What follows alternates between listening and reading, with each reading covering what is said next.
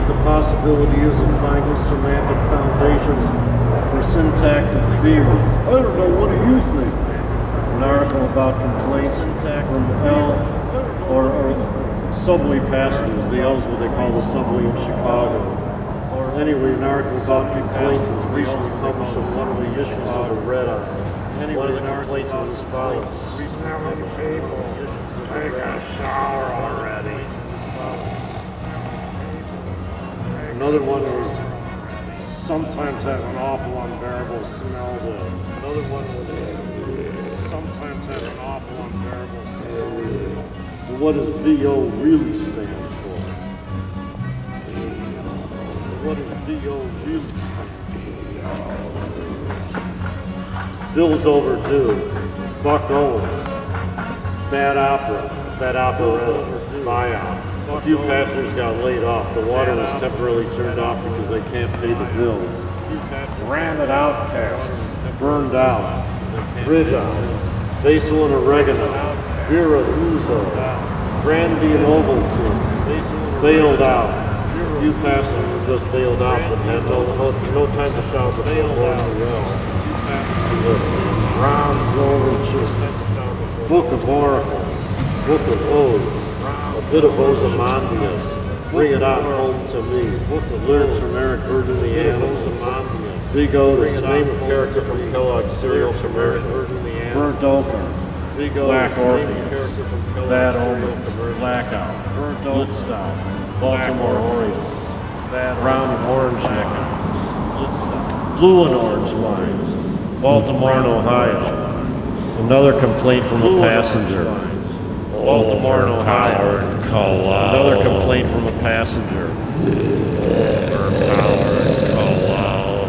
Overpower and Cologne.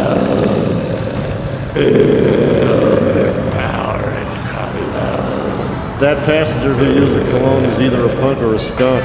They called him the skunk. That passenger who used the cologne is either a punk or a skunk. They called him the skunk. What's a sign? What's my line? The red line. Was he a fan of Russ Bagdasarian? What's my line? The creator and inventor of the voice of the chipmunks. Was he a fan of Russ? What makes you so concerned? Why do you care? Another complaint as follows. Commuting evangelists. Still another one. Loud panhandlers or beggars will preach when you're trying to enjoy your book. Once in a great while, certain messages are so deep that most pastors, even book-reading ones, just don't get it. What books do typical pastors in this culture of the mass enjoy reading anyway? Possibly Goldfinger or Casino Royale in Elizabethan English.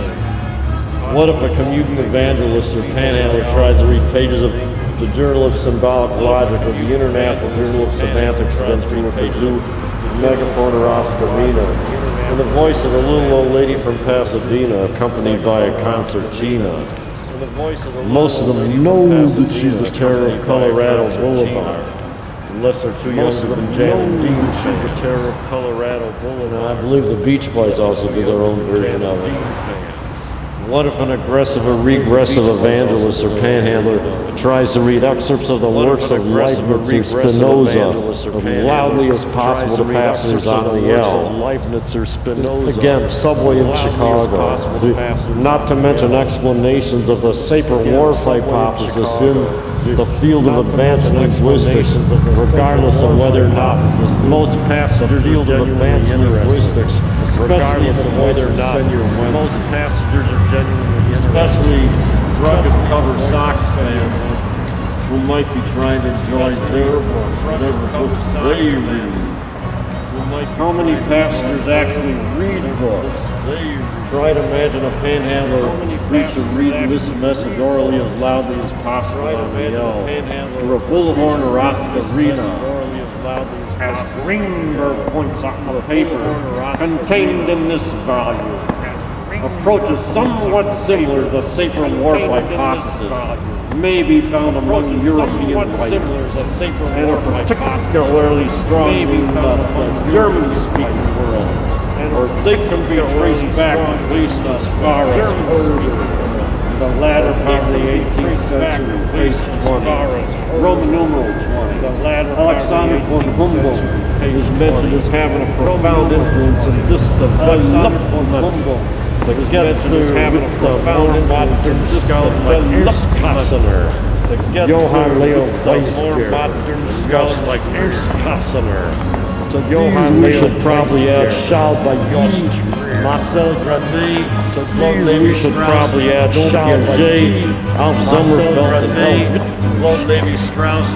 With a typical Alf Sommerfeld and the unabridged biography of L. Quincy Mumford, named our second librarian of Congress. Try to read a book in case you have to stand on the South Van Ness bus from Market Street to Southern. Try to read a book in case you have to stand on the South Van Ness bus from Market Street to Southern. According to some introductory library science, very few Americans actually read books for recreation. Sometimes I even remember drinking coffee or trying to drink coffee when I was standing up on the South Van Ness bus when it made sudden stops uphill, because there was no sitting room, standing room only. Not to mention Polk Street, come from the other direction.